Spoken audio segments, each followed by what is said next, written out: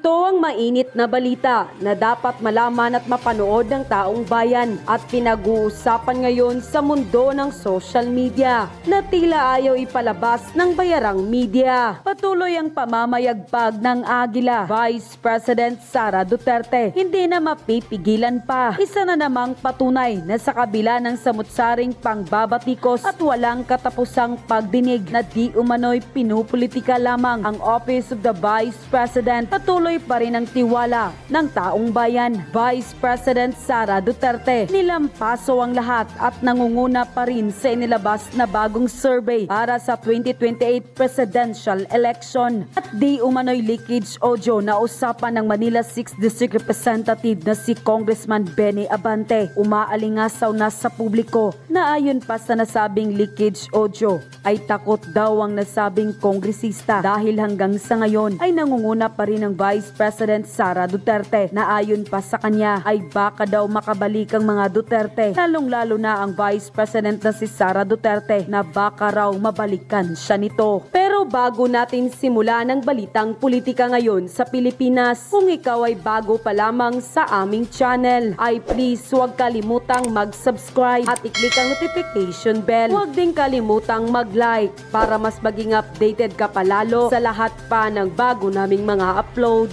Patuloy ang pamamayagpag ng Agila. Ayon pa sa WR Numero Research sa kanilang 2028 Presidential Survey, nangunguna si Vice President Sara Duterte na mayroong 24%. Dikit ang score nila ni Senator Raffy Tulfo. Pangatlo si Leni Robredo na nakakuha ng 9%. Ikaapat ay si Grace Poe na mayroong 5%. Nasa ikalimang pwesto naman si Senator Amy na nakakuha ng 5%. Nasa ika-anim na pwesto naman ang senadora na si Risa Hontiveros na nakakuha ng 4%. Nasa ikapito na pwesto naman ang ex-senator na si Manny Pacquiao na nakakuha ng 4%. Nakasama naman sa ikawalong pwesto ang matapang na senador na si Ruben Padilla na nakakuha ng 3%. At ang panghuli at pinakakawawa sa kabila ng mga ayuda na kanyang pinamudmod sa taong bayan ay lagapak pa rin ang nakuhang tiwala ng taong bayan sa kanya. Nasa panghuling pwesto naman ang House Speaker na si Martin Romualdez na nakakuha lang ng 1%. Matapos nasa panghuling pwesto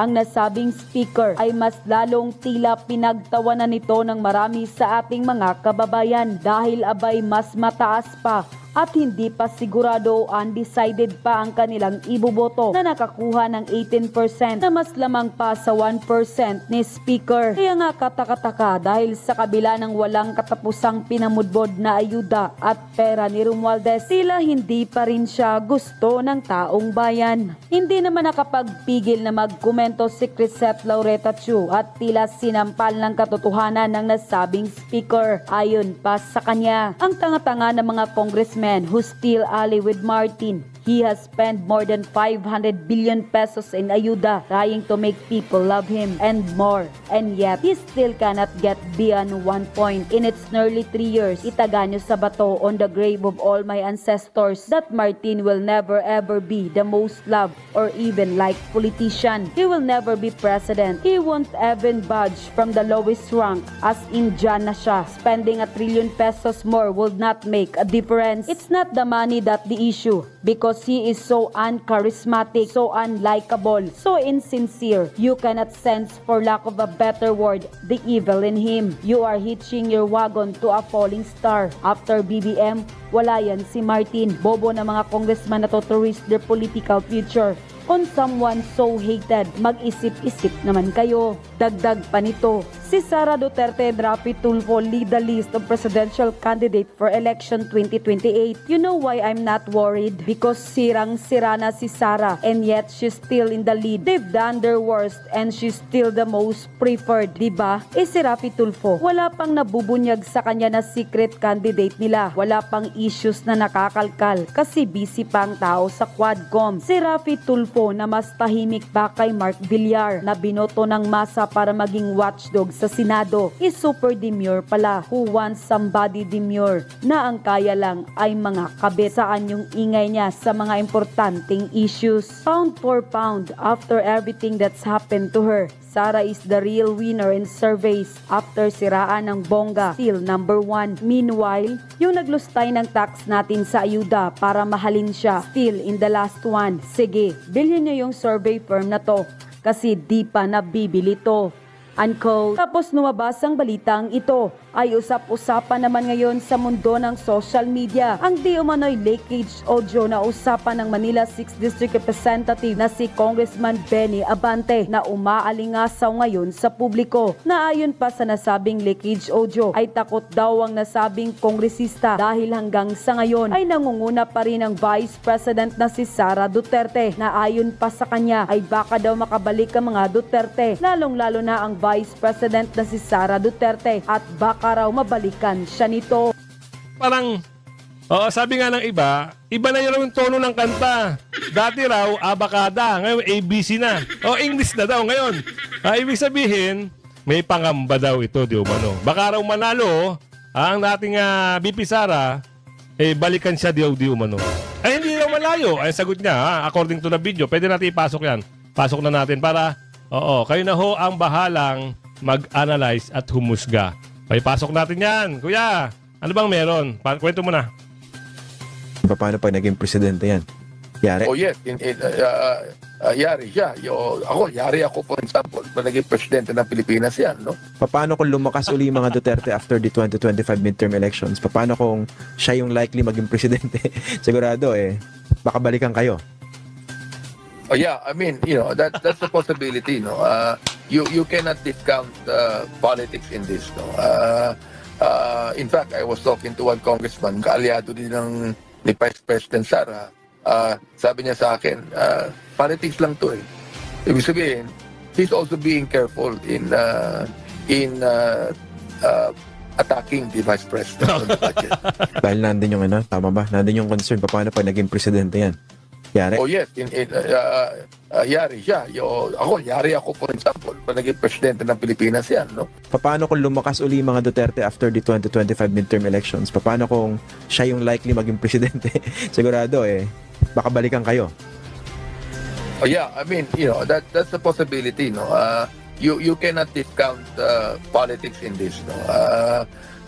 In fact, I was talking to one congressman, kaalyado din ni Vice President Sara. Sabi niya sa akin, politics lang to eh. Ibig sabihin, he's also being careful in attacking the Vice President. Yari? Oh yes, yari siya. Amba, nahuling nagsisinungaling. Sa bibig mismo nila nahuli silang nagsisinungaling. Mamaya ipapakita ko sa inyo. So kung merong Pastor Marcoleta tandem, meron ding BBM Tamba tandem, sinungaling. Mga budol talaga to magpinsan na ito. Pangatlo, Young Guns, takot sa impeachment. Yan ha. Ito, tingnan natin. Nagdeklara na si House Speaker Martin Romualdez ng all-out war laban sa mga smuggler, profiteer at hoarder ng pagkain na Nakita nyo naman nagpapahirap umano sa mga ordinaryong pamilyang Pilipino. Ayon sa House Leader, nananatiling prioridad ng Kalma. All-out war sa mga smuggler. Smuggler. Di ba? Lalo-lalo na sa bigas, sa mga pagkain. Naalala nyo, itong tandem nila. Ano sinabi nito? Hindi ko na lang maalala sino nagsabi ng English, sino nagsabi ng Tagalog. Pero pareha sila magpinsan sinabi yan. Ano sabi nung isa?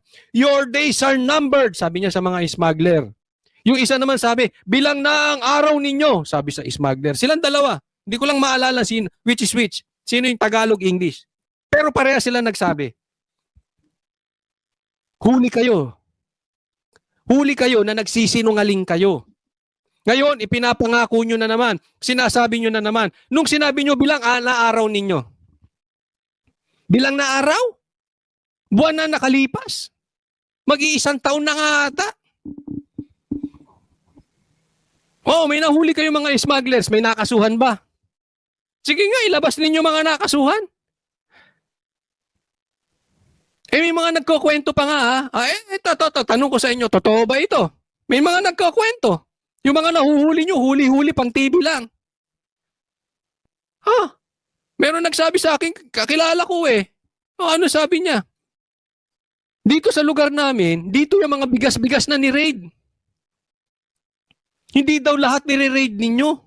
Namimili lang kayo ng nire-raid. Di ano yun? Pinapatay nyo lang yung competition.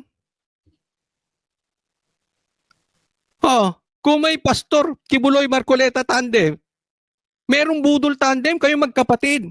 Wag na natin palahabain eh. Yun na lang. Yung bilang na araw ninyo. Until now, sinasabi nyo may nahuli. Kanina lang sa balita may nahuli kayo. Na smuggler. Ba't hindi nyo ipamigay? Gaya nung ginawa ni Marcos, ni BBM, yung presidente nyo. Pinamigay yung isda. Eto, ba't hindi nyo ipamigay? Ibebentan ninyo? Kukuhanin ninyo? Nagtatanong lang. Bakit yung bigas na 3 buwan na? Saka pinamigay? Pinagtagal muna? Ano to? Pagtatagalin nyo muna? Saan napunta yung mga nahuli nyong bigas dati? May nabalita ba? O ano yun? Ginawa nyong pangayuda, nilagyan nyo yung pangalan? Nagtatanong lang po. Bakit ilan lang daw yung nire-raid nyo dyan? Hindi lahat nire-raid. Asa na yung sinasabi nyo bilang na araw ninyo? May kaso ba sila? Bakit tuloy-tuloy ang smuggling? Dapat sa port pa lang yan, nahaharang na eh. Bakit sa warehouse nyo nahuhuli? Ibig sabihin, nakalusot na. Tama o tama. Kumbaga sa droga, dapat sa port pa lang, huli na. Sa airport pa lang, huli na. Bakit nahuhuli nyo sa mga tao? Di nalulusutan kayo. Ano yung nangyari doon sa drug hole ni Marcos? Hanggang ngayon, hindi na lumabas yung driver. Biggest drug hole, walang balita. Record-breaking drug hole, walang balita. Wala yung driver. Walang bodyguard. Nahuli lang sa checkpoint. Pambihira. Ang daming butas. Sige, pakisagot lang. Totoo ba yun? Namimili kayo ng i-raid. Pagka hindi nyo kaibigan, hindi nyo re-raidin? Pagkaibigan nyo, hindi nyo re-raidin? Tanong lang, saan napunta yung mga bigas na na-raid nyo? Asa na yung mga drug lords? Merong listahan na ng mga drug lords. Nilabas nyo pa yung mga pangalan dyan sa house. Nabalita yan sa mainstream media, hindi lang sa SMNI. May nakulong ba ni isa sa kanila? May nakasuhan ba ni isa sa kanila? Tanong lang po. Kasi ito na naman kayo, sasasabihan nyo na naman yung taong bayan eh. All out war sa smuggling. Sinabi mo na yan, tambay eh. Sinabi nyo na, kayo ba talaga magpinsan? Lulukuhin nyo na lang kaming taong bayan parati. Tapos pag tinatanong kayo, magagalit kayo, ipapakontempt nyo. Damihan nyo yung kwarto dyan sa contempt, parang gusto nyo lahat i-contempt, lahat ng kukontra sa inyo eh. Gusto nyo at ituring kayong mga Diyos. Sige na, ilabas lang ninyo. Saan napunta yung mga nahuli nyo before na smuggle na mga bigas? Yung listahan na nilabas nyo dyan sa HOR, may isa ba nakasuhan or nakulong? Pakisagot lang. Pakisagot kung sino man sa inyo magpinsan. Ni BBM ikaw, tsaka ikaw. Sagutin nyo. Kamara ang pagbibigay proteksyon sa mga Pilipino kaya't isa sa mga tinututukan nila ay ang presyo ng bigas. Sabi ni Speaker Romualdez na sa susunod na taon, palalawigin pa nila ang mga isyong tumatalakay sa murang pagkain sa ilalim ng kanilang... Iniloloko nyo taong bayan eh. Dati nyo na sinasabi yan eh. Nahuhuli nyo yung smuggling. Hanggang ngayon, mataas pa rin ang bigas. Kailan nyo ba maaayos yan sa 2028 pagbaba ni Marcos? Wag nyo naman sana kaming gawing tanga. Paulit-ulit yung sinasabi nyo, walang nangyayari eh. Hindi ba katulad nung si PRRD nagsalita? May listahan siya oh. Ito yung mga alam naming adik. Sumuko na kayo bago pa kayo matokhang. Ilang libo sumuko, di ba? Alam mo kung sino nagsasalita? Resulta. Kayo din, kayong tandem, kayong magpinsan, BBM, Tamba, tandem. Ang nagsisalita sa inyo, resulta. Tingnan nyo presyo. Ang layo sa 20 pesos eh. Dami niyong nahuli, wala namang nangyayari. Totoo lang. Naniniwala. Sige, tanungin ko kayo sa mga manunood. Naniniwala ba kayo sa BBM Tamba Tandem? Nabilang na ang araw. Your days are numbered, mga smugglers. Para kayong bantay sa lakay eh. Alam mo kung bakit?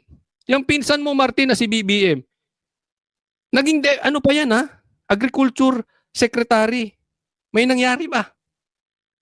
No, secretary ba siya bumaba ang presyo ng bigas? Hindi. Yung sibuyas nga, naging 100 pataas eh. Ang presyo. 200 pa nga. Yung asukal, 100 plus ang kilo. Naalala nyo yun? Sili, tumaas din. Presidente, Agriculture Secretary rin. Walang nagawa sa agriculture. Ano ba talaga yan si Marcos? Weak ba talaga yan o walang silbi? Oh. Pinalitan siya. May nangyari ba? Ganyan din. Kayo magsabi, yan ba hindi lantarang panluloko sa taong bayan? Alam mo kaya itong pagsalisalita nitong si Tamba? Nahuhuli sa kanya, sinungaling siya eh. Sa'yo mismo galing, Martin. Sinungaling ka. Kasi sinabi nyo na yan dati. Wala namang nangyari, inuulit mo pa ngayon. Diba? Hindi ako nagsabi nun, ikaw. Nasa beli tayo ng mainstream media. Marami pong nakapanood nun. Super Committee. Isasama rin sa pag-uusapan ng presyo ng iba pang basic commodities. Ibaba natin ang presyo ng bigas at basic food commodities. Yun po talaga ang hangarin na Ayan ang hangarin mo, ibaba ang presyo. Paano pag hindi bumaba? Pwede kang tawaging sinungaling Martin? Sinungaling Tamba? Hindi alam nyo kung bakit po ganito. Kasi sawang-sawa na po Ang dami ko pong nare-receive na messages. Sawang-sawa ng tao sa kakapangako ninyo. 2022 pa kayong nakaupo, hanggang ngayon mataas pa rin ang presyo. Tapos mangangako kayo, sisikapin yung ibaba. Sisikapin ni Marcos ibaba ng 20 pesos. Ilang taon gusto nyo? Pagpatay na yung mga kabayo, saka nyo isi-serve yung damo? Talagang ginagawa nyo kaming tanga. Pero mas tanga kayo kung akala nyo naloloko nyo kami. Diba? Hindi nyo na kayo maloloko. Puro kayo pangako eh. Paano kayo may matatapos sa trabaho nyo? Sino inaasikaso nyo? Kakafocus nyo sa Duterte. Diba? Ayaw nga nyo magpa-drug test eh. Kasimple nun eh. Natakot kayo sa drug test. kinta ko, no? This one we're going to... Ako, tanong ko lang naman. Ikaw kaya, Martin, papayag ka magpa-drug test? Si BBM, papayag ba pa-drug test? forward. In fact, there will be hearings and briefings. Ano naman koneksyon sa bigas noon? Paano kasi? Yan sinasabi ng taong bayan, lutang na kayo. Para na kay si Lenny, lutang. Yan ang sinasabi nila. Hindi ko sinasabing totoo yun, ha? Kaya lang, parang ganun lumalabas eh. Kasi yung mga pangako nyo hindi nangyayari. Ano ba naman pagbigyan nyo yung drug test? Nang hindi na kayo pagdudahan, na pag meron kayong kapalpakang nagagawa, hindi na papagbintangan yung droga. Di ba?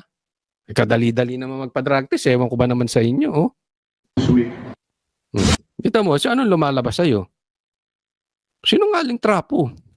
Ako ito lang sa akin, ha, sa mga kababayan. Nasa sa inyo naman yun eh. Kung maniniwala kayo o hindi.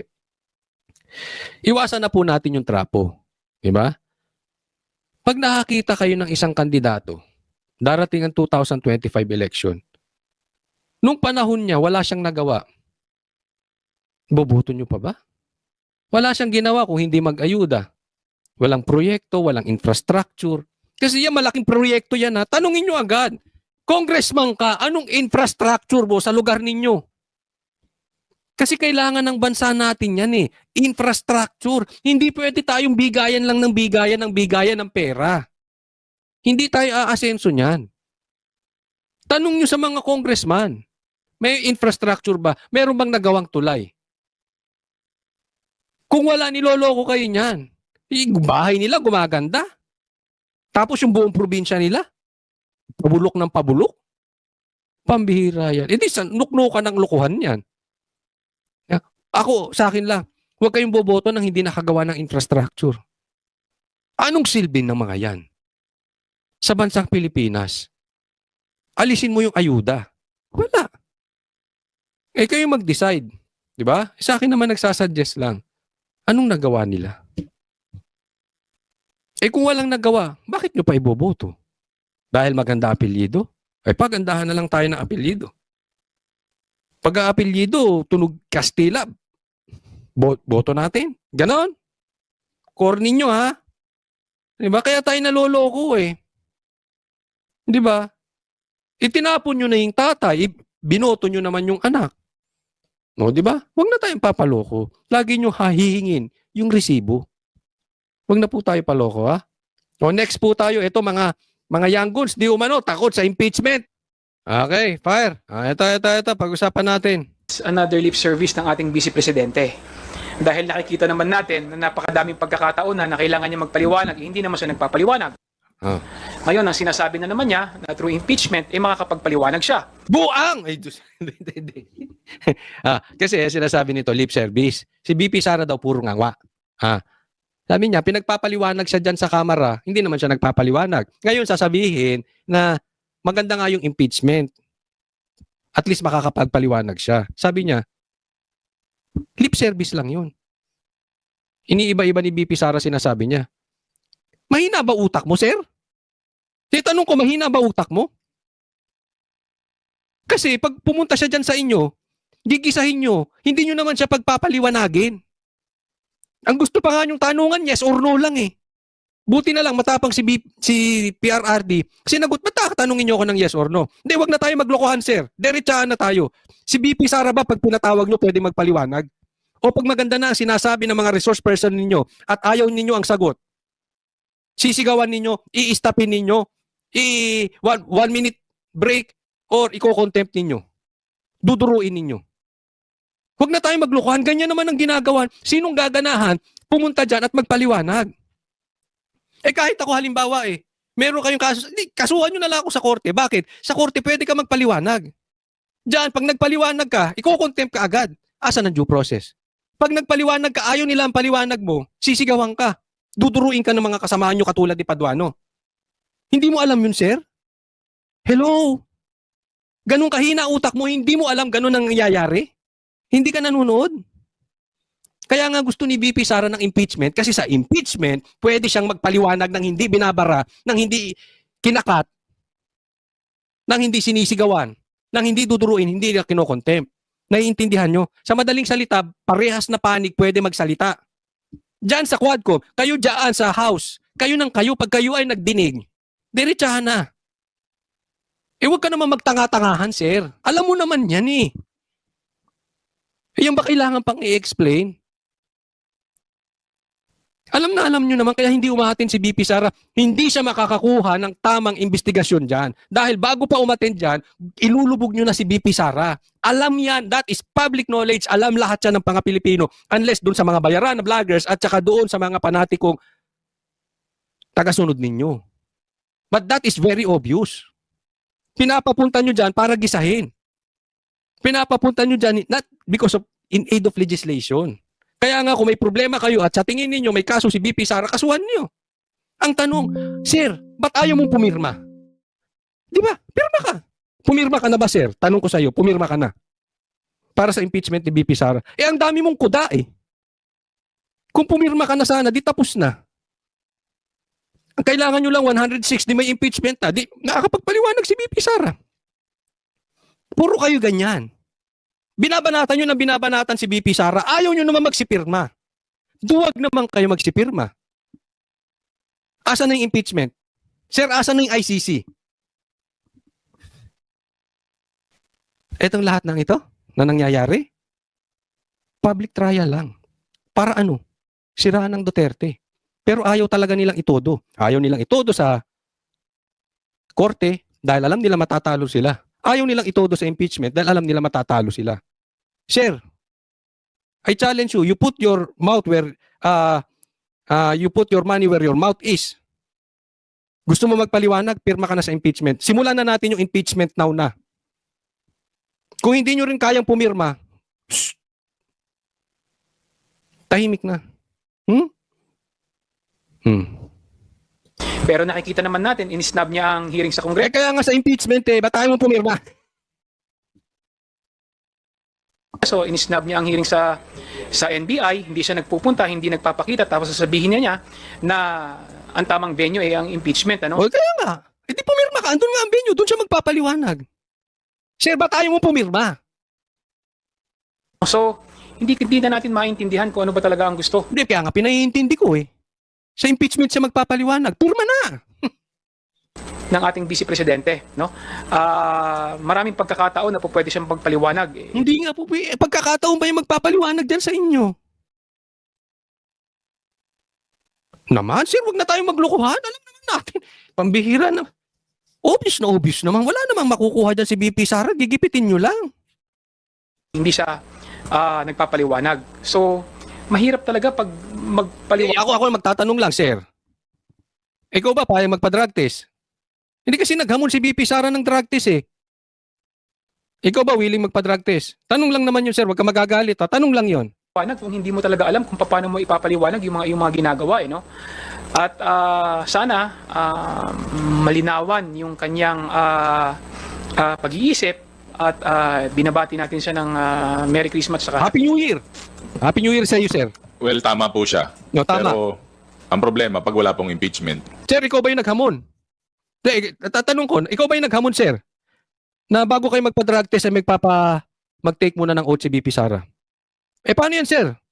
Tanong lang, nag-oath na si BP Sara. Willing ka ba magpa-drug test?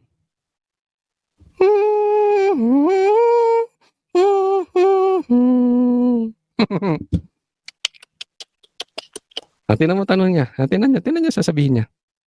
problema, pag wala pong impeachment, Ang problema niya wala impeachment. Di simula mo impeachment. Ang tagal niyong binild up yan. Tapos hindi niyo pala kayang impeach. Pirma na. Ba't tayo mo pumirma? Bakit takot kang pumirma? Nagtatanong lang. Impeach na natin. Impeach na natin. Kayo pala, hindi ako pwedeng pumirma. Impeach nyo na si BP Sara na magkaalaman kung asa ng taong bayan. Sige na. Pero ba't sinasabi mo ngayon, paano ngayon kung walang impeachment? Hindi. Niyabang nyo yung impeachment dyan. Yung impeachable offense yung ginagawa ni BP Sara. Sinasabi dyan ng mga kasamaan mo kung hindi man ikaw. Ba't ayaw mo pumirma? Ba't ayaw mo magpa-drug test? Hello? sana naman po siya sasagot. So, Sa impeachment nga Ano mo mahirap intindihin doon? Sana naman siya sasagot? Yun na nga dalawa sasagutan ni BP Sara. Matagal niya nang sinasabi. Impeachment to korte. Doon kayo magkita. At yun na nga mga kababayan, ano na ang masasabi nyo sa balitang ito? Please i-comment nyo sa ibaba at babasahin ng aming team. At kung nagustuhan nyo ang video, ay please huwag kalimutang i-like at mag-subscribe at i-click ang notification bell para updated po kayo palagi. At please huwag kalimutang i-share para mas marami pang makaalam sa balitang ito. Maraming salamat po!